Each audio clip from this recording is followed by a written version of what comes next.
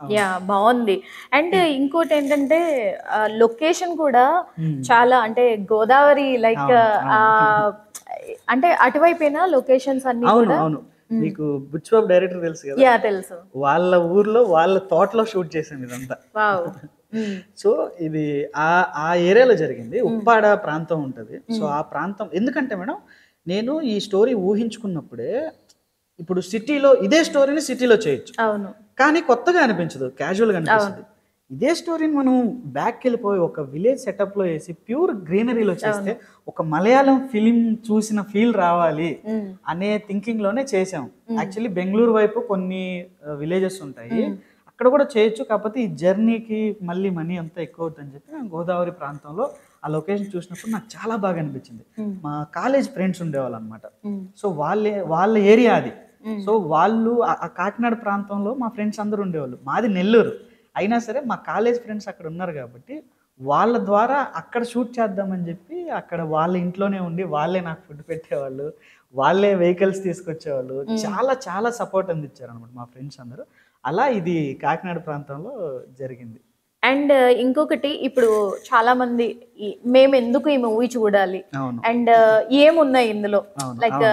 Assets ఏమున్నాయి? అని అవును. చెప్పి చాలా మంది అనుకుంటారు కదా! సో అవును. అవును. వాళ్ళకేం చెప్తారు? సో, ఇప్పుడు మీరు రీసెంట్‌గా వచ్చే స్టోరీస్ అవ్వచ్చు, పాత స్టోరీస్ అవ్వచ్చు, ఏదైనా చూసుకోండి. ఒక అమ్మాయి లవ్ చేస్తే పేరెంట్స్ ఒప్పుకోకపోతే అది రీజన్ ఏదైనా సరే. హ్మ్. అయితే పేరెంట్స్‌ని వదిలేసి ప్రేమించిన వాడితో వెళ్ళిపోవాలి. లేదా ప్రేమించిన వాడిని వదిలేసి పేరెంట్స్‌తో వెళ్ళిపోవాలి. ఈ రెండిట్లో ఏది జరిగినా అమ్మాయి లైఫ్‌లో బాధే మిగులుతది. అవును. ఈ రెండిటిని జరగకుండా నేను కాపాడుకోవాలి అని ఒక అంజలి అనే ఒక పల్లెటూరు అమ్మాయి ఏం చేసింది? హ్మ్. ఎలా ఈ రెండిటిని కాపాడుకుందా? లేకుంటే కాపాడుకోలేకపోయిందా? హ్మ్. తను ఏ నిర్ణయం తీసుకుంది? హ్మ్. ఆ నిర్ణయం తన జీవితాన్ని ఎలా మార్చింది? అంటే ఏ అమ్మాయి తీసుకోని నిర్ణయం ఆ అమ్మాయి తీసుకుంటది. హ్మ్. ఆ నిర్ణయం తీసుకొని వీళ్ళిద్దరిని సేవ్ చేయడానికి ట్రై చేస్తది. అక్కడి నుంచి స్టోరీ అక్కడి నుంచి ఆ అమ్మాయి జీవితం మారిపోద్ది. ఓకే. ఇదే ఈ స్టోరీలో మెయిన్ అనమాట. మీరు చూస్తే ఇందులో మంచి విలేజ్ సీన్స్ ఉంటాయి. ఒక ప్యూర్ లవ్ ఉంటది. ఒకసారి మనం ఒకరిని ఎవరైనా లవ్ చేసామంటే అది లైఫ్ లాంగ్ ఉండగలిగితేనే మనం లవ్ చేయాలని నేను అవును. బిలీవ్ చేస్తాను. హ్మ్. కాబట్టి ఈ సినిమాలో కూడా విజయ్, అంజలి అనే వీళ్ళిద్దరూ కూడా అంత మంచిగా లవ్ చేసుకుంటారు. సో, అంత మంచి స్టోరీ కాబట్టే చాలామంది మంచి రెస్పాన్స్ ఇస్తున్నారు. హ్మ్. సో, అట్లా. సో, దానికోసం మీరు ఈ మూవీని చూడొచ్చు. హ్మ్. సో మ్యూజిక్ ఎవరు దీనికి? తరుణ్ రాణా ప్రతాప్ అతని పేరు. హ్మ్. యాక్చువల్లీ మేమందరం నేను కొత్తవాడిని కానీ అతను ఆల్రెడీ మూవీస్ చేశాడు. అయినా సరే నేను ఏది చెప్తే అది. సార్ ఇట్లా ఇట్లా కావాలి నాకు. ఇట్లా కావాలి అని చెప్పి నేను చెప్తే దానికి తగ్గట్టే అంటే నాకేం కావాలంటే ఒక న్యాచురల్ ఇన్‌స్ట్రుమెంట్స్ కావాలి. సినిమాటిక్‌గా నాకొద్దు. అంటే మీకు ఈ మూవీ కంప్లీట్ చేయడానికి మాక్సిమం ఎన్ని డేస్ పట్టింది? జర్నీ చాలా రోజులు స్టార్ట్ అయింది కానీ షూటింగ్ అయితే ఒక 30 డేస్‌లో చేశాం మేడం. మేము మొత్తం కంప్లీట్. మొత్తం కంప్లీట్. ఓకే. అంటే దాని వెనకాల చాలా బ్యాక్ స్టోరీ ఉంటది. ఓకే. మీకు ఎట్లా అంటే ఒక 30 డేస్ టీమ్ అందరం కలిసి ఆ ఉప్పాడ అనే ప్రాంతంలో ఒక కళ్యాణ మండపం తీసుకున్నాం మేము. హ్మ్. ఎందుకంటే ఆ విలేజ్‌లో ఉండేవాళ్ళు చాలా సపోర్ట్ చేశారు. మళ్ళీ రూమ్స్‌లో ఉండి అట్లంట కాకుండా ఒక కళ్యాణ మండపం తీసుకొని అందులో ఉండేవాళ్ళం మేము. హ్మ్. హీరోయిన్ వచ్చి కాకినాడ కాబట్టి ఓకే. ఆ అమ్మాయి ఇంటి దగ్గర నుంచి వచ్చేసేది. మా కెమెరామెన్ అవ్వచ్చు, మా కాస్ట్ అండ్ క్రూ వీళ్ళందరం కూడా అక్కడ ఉండి ఒక వ్యాన్ తీసుకున్నాము. నేనే డ్రైవ్ చేసేవాడిని. మా ఫ్రెండ్స్ డ్రైవ్ అందుకే చేసేవాళ్ళు. అన్నాను ఇందాక ఆల్ రౌండర్ అని. చేసుకోవాలి కదా మేడం! మనమే అవును. చేసుకోవాలి. అలా అక్కడే ఉండి ఒక 30 డేస్ మార్నింగు 3, 4కి వెళ్ళిపోయేవాళ్ళం. మళ్ళీ నైటు 1, 2 దాకా అక్కడే స్పెండ్ చేసేవాళ్ళం. నైట్ సీన్స్ కూడా ఉన్నాయి. మంచి నైట్ సీన్స్ ఉన్నాయి. సో, ఇట్లా చేసుకొని కష్టపడి 30 డేస్‌లో ఎలాగైనా ఫినిష్ చేసేయాలి ఇంకా. మళ్ళీ అక్కడి నుంచి బయటకొచ్చామంటే ఇంకెళ్ళలేము. హ్మ్. సో, 30 డేస్ స్ట్రగుల్ అయ్యి వర్షాలొచ్చేవి. అప్పుడు రోడ్లు బురదలో పడేసి వెహికల్ కూడా ఎళ్ళలేని సిట్యుయేషన్. పొలాలు గదా!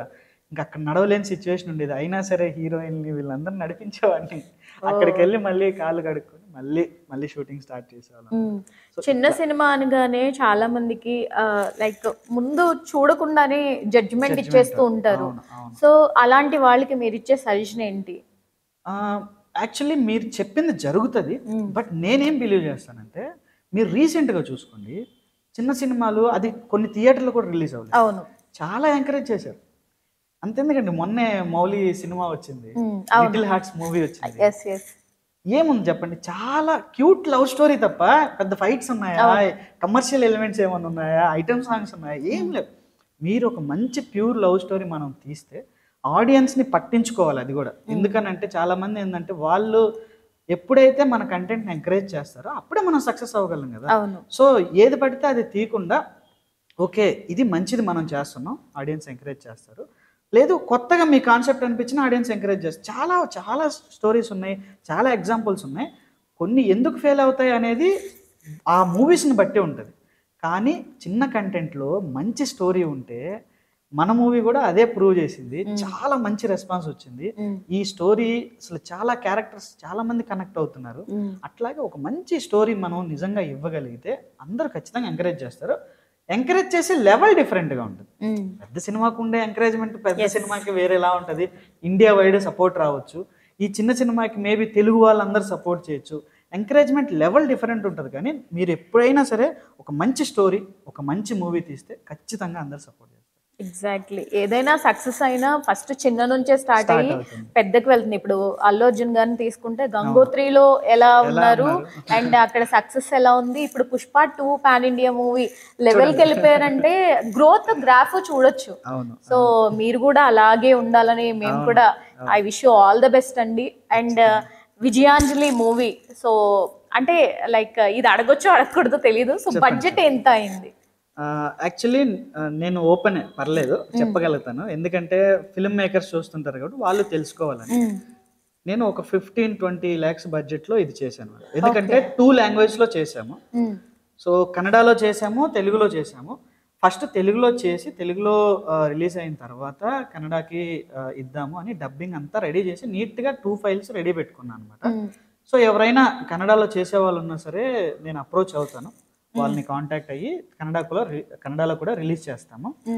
అయితే ఇది మెయిన్గా యూట్యూబ్లోనే ఇది మెయిన్గా యూట్యూబ్లోనే అందరి ముందుకి ఫ్రీగా తీసుకురావాలనే నా ఆలోచన. ఎందుకంటే మేము కొత్త వాళ్ళం థియేటర్కి వెళ్ళి చూడలేకపోవచ్చు, లేదు ఇది ఒక మాస్ సినిమా కాదు థియేటర్కి వెళ్ళి చూడలేకపోవచ్చు, ఓటీటీలో ఏమో చాలా మందికి అకౌంట్స్ ఉండవు. ఇలా కాదు, మన టాలెంట్ని మనం చూపించుకోవాలి, మనీ గురించి మేము తీయలేదు. కాబట్టి ఎంబీఆర్ ఫిల్మ్ వర్క్స్ అనే యూట్యూబ్ ఛానల్లో ఇది ఆల్రెడీ రిలీజ్ అయిపోయింది.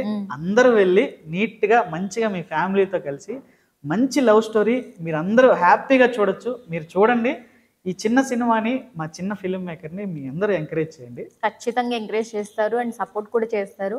అండ్ ఫైనల్ క్వశ్చన్ ఏంటంటే, సో ఇప్పుడు నార్మల్గా మూవీస్లోకి వెళ్తున్నాను నేను, సినిమా తీస్తాను అని చెప్పేసి అన్నప్పుడు 20 lakhs దీని మీద ఇన్వెస్ట్ చేశారు కదా. సో వస్తుందా రాదనేది తర్వాత సినిమా ఇండస్ట్రీలో మనం చెప్పలేం, మన చేతుల్లో లేదు. అది సక్సెస్ అనేది ఎప్పుడు ఎలా వస్తుందని కూడా చెప్పలేం. మనం ఎఫెక్ట్ అయితే పెడతాం ఖచ్చితంగా, only not only cinema industry, ఏ ఇండస్ట్రీలో అయినా సరే. బట్ మరి మీ ఫ్యామిలీ అబ్జెక్ట్ చేయలేదా? ఏంటి నువ్వు మనీ వేస్ట్ చేసుకుంటున్నావు, నీకు పని లేదా, ఏంటి అవసరమా అని చెప్పి మీ ఇంట్లో వాళ్ళు ఏమి అబ్జెక్ట్ చేయలేదా మిమ్మల్ని? అబ్జెక్ట్ చేయలేదు కానీ ఎక్స్ప్రెస్ చేశారు. ఓకే. అంటే ఎలా అంటే ఇదంతా చేస్తున్నావు ఇబ్బంది పడతావేమో అని చాలా మంది చెప్పారు. కానీ నాకు ఫాదర్ లేడు, సో నన్ను స్టాప్ చేసేవాళ్ళు లేరు. కానీ మదర్ ఉంది. మదర్ ఏంటంటే నువ్వు ఏది చేయాలనుకుంటున్నావు అది చెయ్యి, నేను దానికి వెనకాలండి నీకు సపోర్ట్ చేస్తాను అని అన్నారు. కాబట్టి నేను ఖచ్చితంగా మూవ్ అవ్వగలుగుతాను. రెండోది ఏంటంటే నేను ఏదైతే ప్రతి రూపాయి నేను ఏదైతే సంపాదించుకుంటున్నానో నేను అదంతా నా కెరీర్, అంటే ఇదే నా కెరీర్, దీని మీద ఇన్వెస్ట్ చేస్తున్నాను. కాబట్టి దే ఆర్ ఆల్సో హ్యాపీ. వీడు వేస్ట్ చేయడానికి వాళ్ళకి కంప్లీట్గా కాన్ఫిడెన్స్ ఉంటుంది, ఎందుకంటే దే నో అబౌట్ మీ. కాబట్టి ఇంకోటి ఏంటంటే నేను ఎక్కడ వేరే వాళ్ళ సపోర్ట్ తీసుకోను, మా మదర్ని డబ్బులు అడగను, లేకుంటే మా రిలేటివ్స్ ఎవరిని ఏం అడగను. నేను మూవీ చేస్తాను, కష్టపడతాను, కష్టపడిన తర్వాత వాళ్ళకి రిజల్ట్ నచ్చితే వాళ్ళే సపోర్ట్ చేస్తారు. కాబట్టి ముందు మన హ్యాండ్స్తో మన టాలెంట్ని మనమే చూపించుకోవాలని చెప్పి చేస్తాను. కాబట్టి అబ్జెక్ట్ ఎవరు చేయరు, కానీ వాళ్ళ పెయిన్ చెప్తారు. నేను ఎక్కడ రేపొద్దున ఏదన్నా ఇబ్బంది పడతానేమో, కొంచెం జాగ్రత్త చూసుకోరా, కొద్దిగా నీకు కూడా చేతిలో మనీ ఉంచుకో అంటారు. కానీ మనం అలా చేయలేము. అవసరాలు వస్తూ ఉంటాయి వెంటనే. ఇప్పుడు సపోజ్ ఇక్కడికి వస్తున్నాము, ఒక మైక్ కావాలనిపిస్తుంది, ఇంటర్వ్యూలు చేయాలన్నా లేదా బయటకు వెళ్ళినప్పుడు ప్రమోషన్ చేయాలన్నా, సో వెంటనే కొనాల్సి వస్తుంది. ఎడిటింగ్ చేసుకోవడానికి ఒక సిస్టమ్ అవసరం వస్తుంది, ఎందుకంటే ఎడిటింగ్ కూడా నేనే చేసుకున్నాను నా మూవీది. సో అట్లా డిఫరెంట్ వాటికి ఖర్చు అయిపోతూ ఉంటాయి.